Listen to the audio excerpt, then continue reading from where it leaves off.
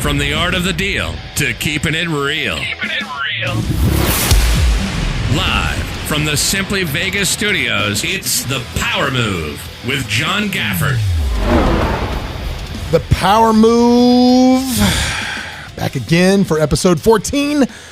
My name is John Gafford. I am your host with, I don't know, I'm not going to call it the most. That's a little conceited, I think, to say some shit like that.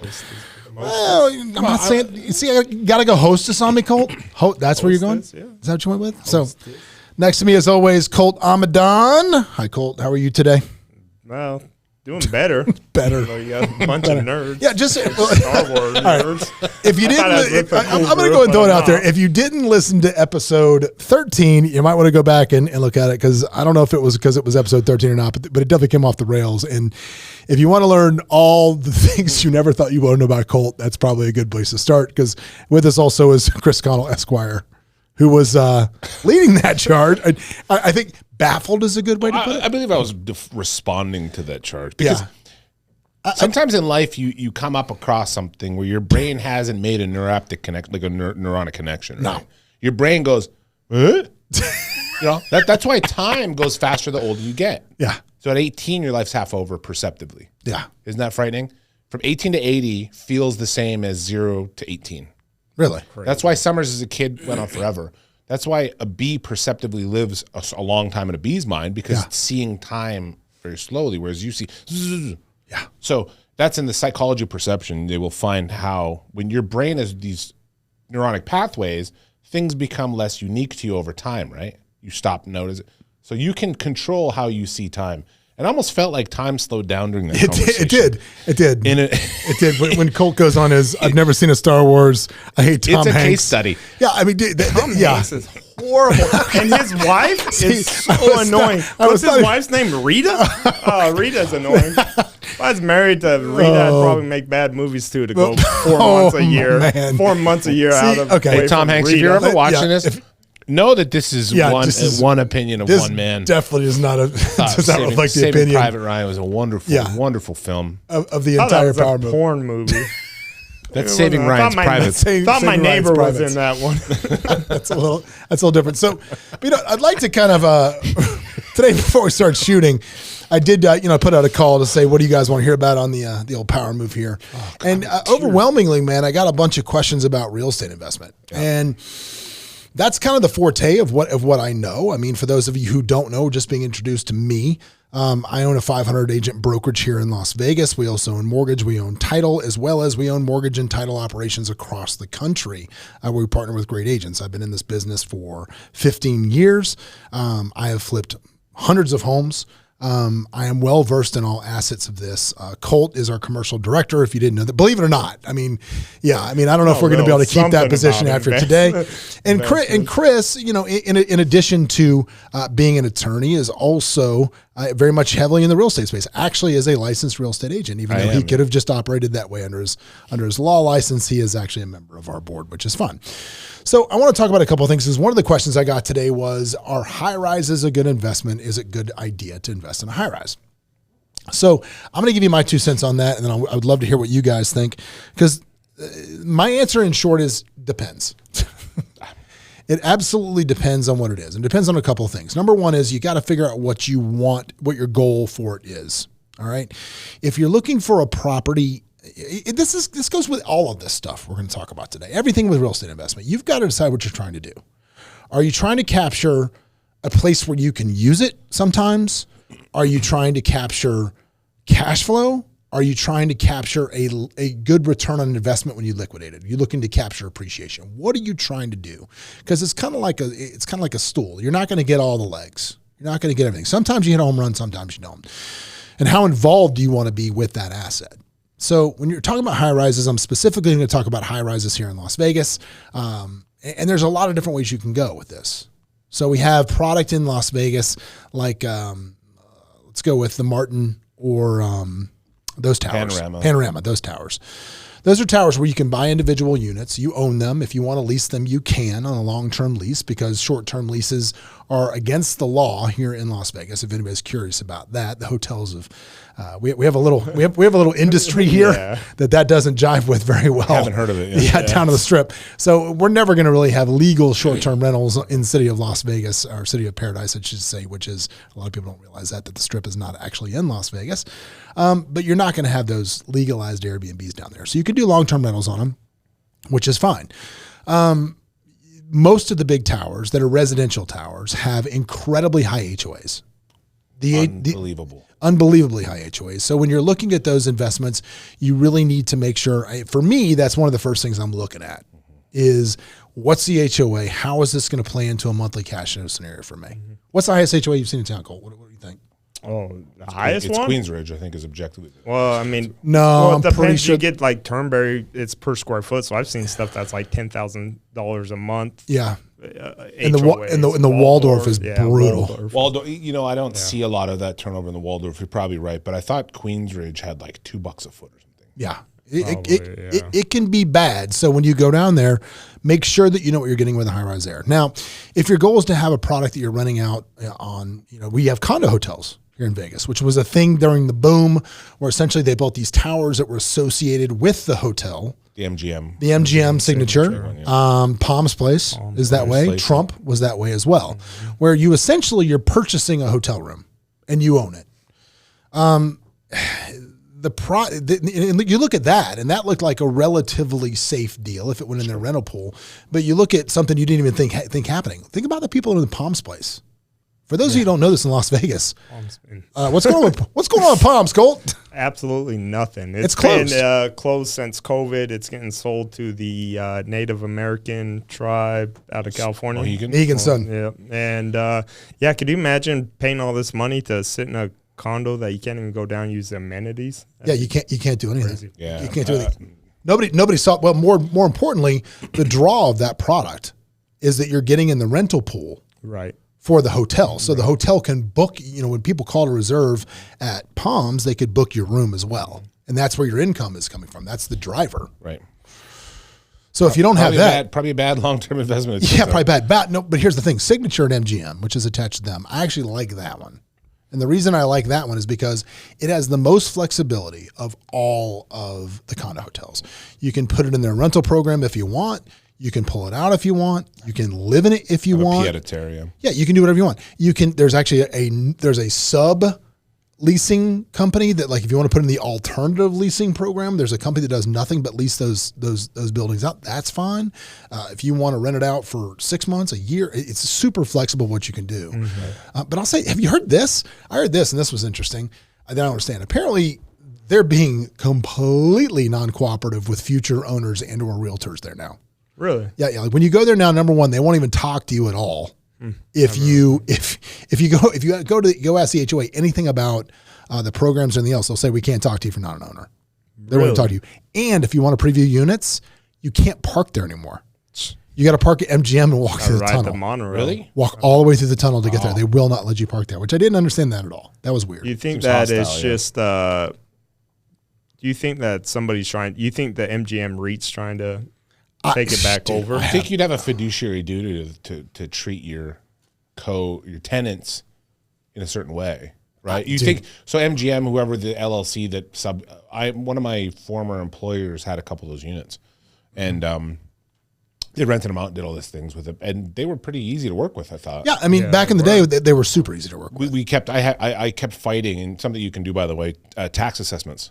Mm-hmm. So I was fighting tax assessments for them, and I lodged, but I went down to city and did all this stuff, and we won and got certain rates lowered and whatever. But at the end of the day, they were pretty reasonable, and they were kind of helping us fight that because they didn't want those assessments to go up as well. Yeah. Maybe that's why they were friendly at the time, but.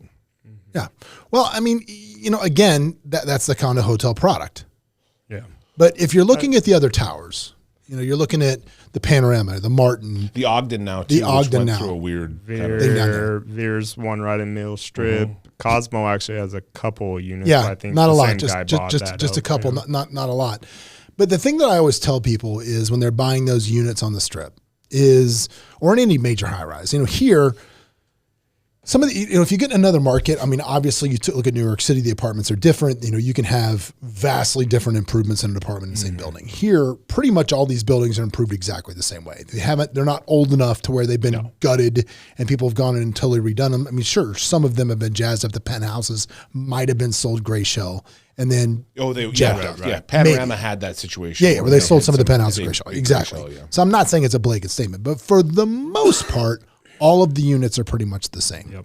So when you buy in a high rise, it's really like cans of soup on a shelf is really what it is. And the one that's marked the cheapest is the one people are going to reach for first. So it's very easy for someone to panic or have to force sell or have to do something and dramatically affect the value of all the units. Yep. We've seen the price of those things go up and down elastically as it goes along. So my advice, like everything, is this, and this is how I look at it, especially with those units.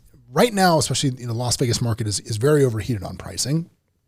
I'm not saying that, again, if my $10,000 crash bet is still there, anybody wants to bet me $10,000 it'll be a crash next 24 months, I'm happy to take that bet. But for me, what I'm looking for when I get an investment is I just need to make $500 a month. If I can get $500 a month out of it, it's a good investment for me. If I can't, I don't do it. Because it's got to generate at least that much. If it is, and it's a secure asset and I don't have to worry about it, I'm fine. It makes $500. So your cash flow is above and beyond your cash to cash. I mean, yeah, that's it. Yeah. So if I'm levered, if I take a mortgage and my payment is X, and then I add in, my taxes and insurance is there, plus the HOA, plus if I'm going to use a management company to manage it for me, call another 10%. Again, that gets back to our working for your dollars again. Right. I've had situations where, I'm not, well, let's be honest.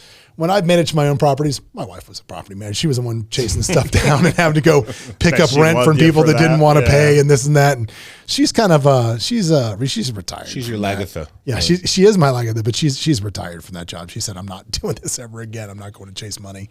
Because she just didn't have the heart to push people out and do whatever we needed to do. But again, if I can make $500 a deal, I'm fine with that. But I want to be as hands-off with that equation as I can. There's some people that are very hands-on. They buy fourplexes in the worst part of town and want to go down and try to chase rents. And I'm like, dude, I have no interest in doing that at all. I have no interest. But if you want to do it, that's fine. But as far as the high rises, really, man, I would just look at, get with a good realtor, get with somebody that understands what they're doing, understand what the market rents are for that unit, understand what the vacancy rates are. Figure out what it's going to take for you to rent it. When I always run performas on my $500 a month, I always run 2 months vacant just in case. Mm-hmm. Yep. And then I can do my 10 months. If that pencils out to $500, it's a good enough deal for me and I'll buy it. And it works.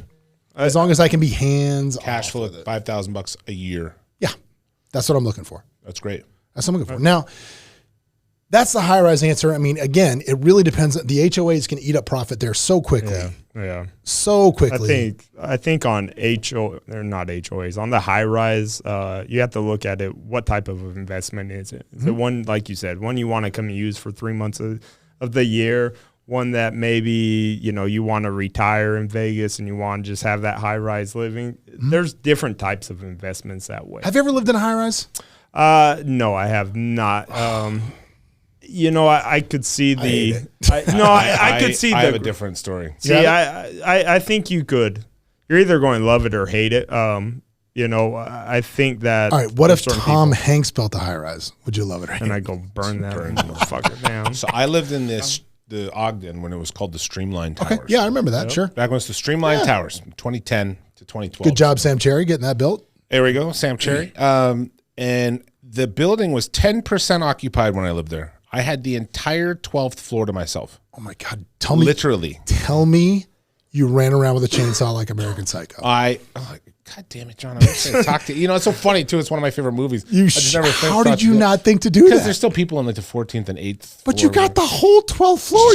They wouldn't have heard the chainsaw. What I did is my daughter and I would play like ball in the hallway. So I actually had a very extended with the daughter. The daughter would probably be. I had a 2-year-old, so I wasn't running around with a chainsaw. But I had the gym on my floor. It was cush, and it was a great way to live. And I was single. And I lived on Fremont Street, across the street from my favorite watering hole, the Griffin. That to me was a fantastic moment in time for what it was. Now, I didn't have storage. I parking cars, all that stuff's a real pain in the ass, and you couldn't pay me to do it now. Everything, dude. That's what I lived in a high rise in Oklahoma City years ago when I lived there for a short period of time. What? Yeah, dude, I'm telling you, again, everywhere. when you like Forrest Gump. When you graduate from Hooters University, they tend to move you around quite a bit. And Oklahoma was one of my stops. Hooters America bought out the franchisee there, and they shipped us all out there to turn those stores around, which we did. And so I had to live, and I lived in a high rise there, and I thought this is gonna be the greatest, it's gonna be the coolest, until you have to go to the grocery store. Yeah. Until you have to go to you're the dry cleaner. Yeah. So you have to do everything because you got two choices. And in the lower end buildings, which this was, I was 20 something when this happened, so I probably wasn't living in a flossy building. So you're lugging all that stuff yourself. Or what's worse is in the higher end buildings, you better walk around with a pocket full of money because you're gonna be breaking dudes off left and right. Your door guy, your delivery guy, all these people. It's just a constant, never-ending flow of breaking them off. That's how people live in New York, though. Yeah. Like that's literally. We went and saw a friend who was in dental school at NYU, and he was on Houston, and they had a fifth-story walk-up or something. And I remember walking up these stairs to go to see him, and we're on the third floor. And I'm like, you do this every day when you leave your hat in the car. Oh God. Like you know what I mean? Like those Keys in the little cars. inconveniences of life. Yeah. Are why ultra wealthy people sometimes have 5,000 square foot houses instead of 20. Yeah. Yeah. You know what I'm saying? Like there's just sometimes you get this. Could you imagine having a dog living in that and take it down all the time? No, Oh God. I didn't have a pet at the time because I'm not doing that. I'm not going in and out. I did when I was younger. I lived in an apartment building. I had a dog, so I was one of those people that built a place where the dog could pee off the balcony, like in a Right. whatever, a garden. But looking back on it, it's disgusting. Yeah. The little pee pad for the dogs. Well, it was like a built area for the dog, and it didn't really affect anything, but it was disgusting. It's just not sanitary. No, have you? I don't know if I've ever seen a good investment in a high rise. If you're not going to utilize it and use it, have you? You do a lot more than that. No. Well, people that bought during in Panorama, those guys are turning some of those, especially the make good money. The townhomes. Those 2 stories. Yeah. They got big HOAs, but those are very unique and they got a ton of amenities. So there's people that always want to live there. Yeah, I think that, and it's funny too, because some of the school of thought, like something you just said that people don't think about. Like you said, I lived on the 12th floor and I had the gym there, right? It was awesome. But did you know, like I just sold 2 units in Sky for, again, the same guy that fed me, super expensive wine yesterday because he's moving to Russia. Exactly, Michael. And I just sold 2 units in Sky, and his units were on the amenity floor. And they sat and sat and sat because people are like, I don't want this many people walking by my door. I did live where nobody else lived, though. Yeah. Okay. So people were traipsing through my hallway. Maybe it would have been different, but my experience with it was very convenient. Yeah, I think, but all those little things matter. And I think, and when you look at the high rise again, the view, certain buildings, every building is going to appreciate a little bit per floor as it goes up based on the view. And you need to understand what that is. It does matter. It's such a weird market. But I think for me, man, I am a single family house guy. I am a multi-family guy when I can get a deal that makes sense, if I can get money into all of those things. And I think primarily, single family investments are where kind of most people start out when they do this. Mm-hmm. And one of my mentors, one of my friends in my mastermind group, a guy named Kent Clothier, has got something that is amazing. It's absolutely amazing what Kent does. And I want to talk about it. And you can look this up, or you can hit me and I'll connect you. But this dude flips like 200 houses a month. Jeez. Wow. But how they do it is really exceptional. So he's telling me this idea, and this is what they do. So they operate in 12 markets across the United States. They buy direct, basically from consumers. They buy off them. They buy everywhere. But anyway, they buy these properties. They renovate them in every market they're at to just make them perfect, right? They renovate them, modernize them, do everything they need to do. Then they get a tenant. They put the tenant in them, and then they sell them to an investor, and they continue to manage the property. Yeah. So they are now probably one of the bigger property management companies in the U.S., and they manage the whole thing. So, and they're selling them at like 13, 15 cap rates, which is, that's great return. And if you lever, even kind of better on that.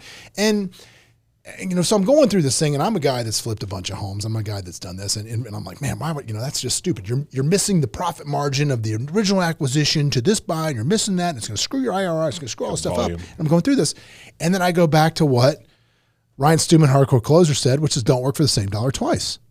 And I'm like, I can put money in this asset. I can get all the depreciation. I can get all of the benefits of owning it, all of the things I can write off. And I don't have to ever go see anybody because they're handling the management. They're just sending me a check. So does it go into a pool, or do you own? No, you own the asset. You own the actual asset. So, for example, I said to Ken, Kent, I said, how long would it take me to get a house? And he goes, well, based on the current list we have of people getting them, I can probably get you something in probably about 65 to 70 days based on our current run rate. And I said, how long would it take me to get 10? And he said, well, I can probably fill that with a new house about every 10 days because they're in 12 markets. Because here's the thing, like people get so hung up on the fact that they need to be in the market that they're in. And I'm like, man, but these guys are in all of these markets where you can still buy a house in Birmingham, Alabama, in Huntsville, that's so smart. in Kansas City, in these markets where you can still buy a house for $150,000, $200,000 that still cash flows in those teens that will still hit all of those boxes. Right. Can't do that in Las Vegas right now. It's almost impossible. But so they're managing it for them too? Everything. So then they're taking. So not only they're triple dipping. Dude, he's killing it. I mean, I think it's millions of dollars in long term. You know what's funny about that, John? You bring that up about triple dipping, but the way I see it, it's like everybody should get paid for what they do. 1,000%. And there's a lot of I'm not mad at them. No. I know, but I think sometimes people have this thing where they go, "Well, I could move to Birmingham, Alabama, take over that market," oh God, as opposed to just being, "What am I comfortable with?" I think a lot of people, when they think of investments and money, it's about, hey, what's that guy getting on the other end of it? Yeah. I deal with this frequently as an attorney, right? There's a lot of times where somebody made you a $2,000 offer. Then I come in as an attorney and I get you a $25,000 offer, and I get to keep $8,300 on a contingency. I take a third. But instead of you going, hey, you got 8,000 of that, I only got 16,667. Oh yeah, they look at It's like, no, you're up 14,000. Why do you care what I got? Yeah. Well, dude, that's kind of, I mean, honestly, it doesn't happen to me. I'm saying the concept of people that think, well, why are you getting this much money? Well, dude, that is, in the business of what we do now, in my main core business, which is open, we find large real estate brokers across the country. We open joint venture partnerships with title and mortgage with them. And it's not a franchise, dude. We're not selling that. It's a straight 50-50 JV of just the mortgage and title. They keep I don't want any part of their real estate business. You keep your brokerage. I'm good. I'm not asking you to brand over your real estate brokerage. I don't care if you're a Remax. I don't care if you're a Century 21. I don't care. We are going to build a mortgage and title company on top of your existing brokerage, and we are going to split it 50-50.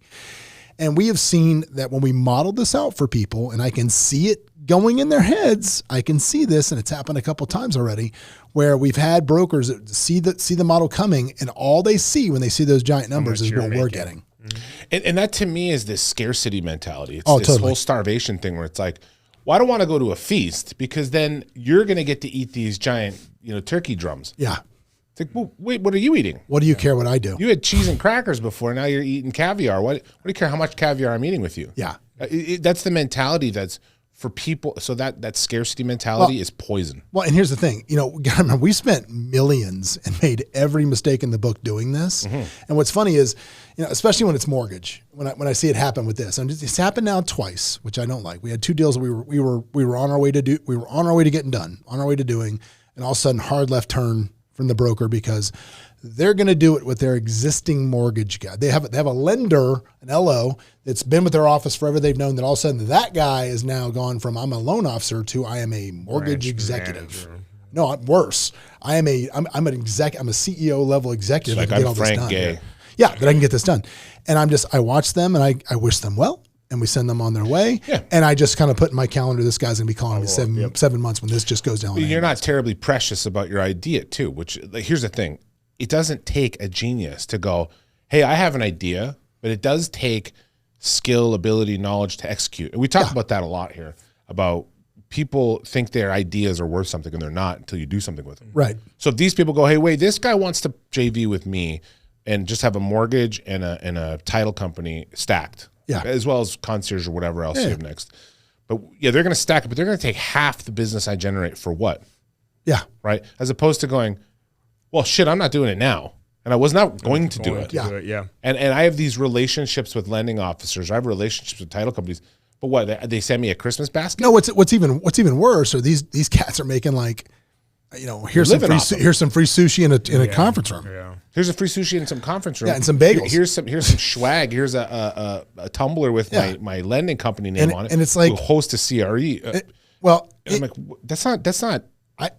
Part of it's a compliment because I guess we make it look really easy.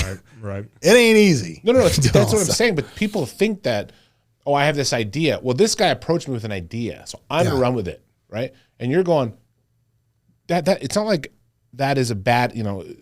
What I'm saying is a lot of times people get on these. I want you to sign this NDA because they think it's going to protect something because their idea is so revolutionary that nobody's ever done it, right? Now, vertically integrating real estate, title, and mortgage makes a ton of sense for people that have been in the business. Yes. Implementing that, however, navigating everything that comes along with it is something that is so complex that it's not like you, John, sit in your office and just strike some papers and it gets done. You hired talent. No. We have very talented people to do this. Very talented people to do this. So these brokers sitting out there in their other market, and this isn't a pitch for your company, but these brokers out there thinking, well, this guy who's a loan officer for this company, he's just going to come do that. It's like, no, you're not talking about the same level of setting up a real company. Yeah, and people don't realize. You might sit there and say, "Oh, well, they're taking 50%. Well, go do it on your own." It's not. People come to me all the time. Why don't you just start your own real estate brokerage? I'm like, it would cost me way more than what I give my current broker. And for the record, I'm kicking you off the podcast if you ever do that. Well, I thought I was getting kicked off, but no, people don't look at after the Star Wars. Yeah, but I don't think people realize, if you go do it, your profit margins maybe are 5% better. What's your E&O coverage? With 80% more headache. Well, if you can even get it open. Well, that's what I'm saying. 80% headache for 5% of more income, right? Well, here's something John and I deal with all the time. Things like E&O coverage. Yeah. Oh, as an agent, okay, go buy your own for what? What's Good luck with that. What are you getting for what you're giving up? That's my skyrocketed, only point, by the way. Is what am I giving up compared to what am I getting? Well, I think it's. I saw some saying, I'm going to quote it terribly, but it was like, if I spent 15 years learning how to put a screw in the wall and I come to your house and it takes me 5 minutes to do it, you're not paying me for the 5 minutes, you're paying me for the 15 years. It's that deck building analogy. Yeah, exactly. That's what it is. And it's like, that's what you're paying us for. Yep. And I think it's just, we actually had a conversation where we're like, man, maybe we need to dumb the profitability of the real numbers down a little bit. Because it's just, I think some of these guys see some of these numbers, and we get some big brokers, and these numbers, they're 7 figures. These are big. Do you want to do business with people that don't understand things like economic addition or value add? No, but at the same time, I see a little bit of myself in there as well. Because even in anything in life, when somebody comes to me, I'm always looking for the mothership. Anybody that comes to me and says they have a service, be it social media marketing, be it whatever it is, I'm always like, okay. You're probably an affiliate. There's probably a mothership behind you, and I immediately go to the internet and try to find the mothership. And I'm pretty good at finding the mothership. Sure. And then I can just cut the affiliate out. So I get it. I just had that happen. Yeah, but when you're ground up vertical integration situation. Yeah, these are complicated companies. Yeah. These are complicated companies, and you have people running at it. And again, this isn't a pitch. It's just the idea to me, if I was the Simply Group, the best thing you can do for your real estate company today. But here's the thing. What's the cost? What are you giving up too?